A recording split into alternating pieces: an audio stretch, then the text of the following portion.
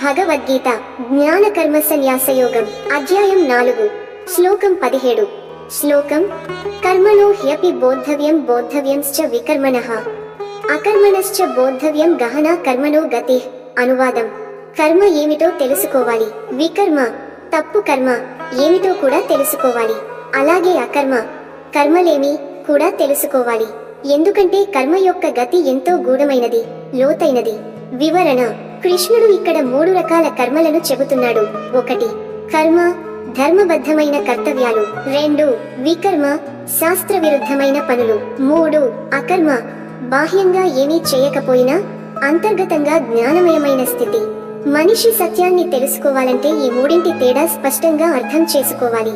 కర్మల గతి అతి సంక్లిష్టం, దానిని లోతుగా ఆలోచించి తెలుసుకోవాలి. తాత్విక సందేశం: కేవలం చేసే పనులు మాత్రమే కాదు, ఆ పనుల వెనుక ఉన్న ఉద్దేశం కూడా ముఖ్యమైనది.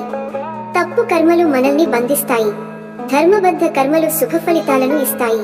జ్ఞానపరుడు చేసే అకర్మ స్థితి మాత్రం విముక్తి దారిని చూపిస్తుంది. ఉదాహరణ: ఒక విద్యార్థి పాఠశాలలో బాగా చదివి పరీక్ష రాస్తాడు, ఇది కర్మ. అదే విద్యార్థి నకలు చేస్తే అది వికర్మ.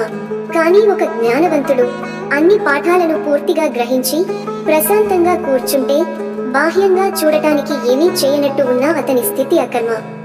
ఎండ్ నోట్: కర్మ, వికర్మ, అకర్మ ఈ మూడింటి తేడాను అర్థం చేసుకున్నవాడు మాత్రమే జీవిత రహస్యాన్ని గ్రహించి ముక్తి మార్గంలో అడుగులు వేస్తాడు.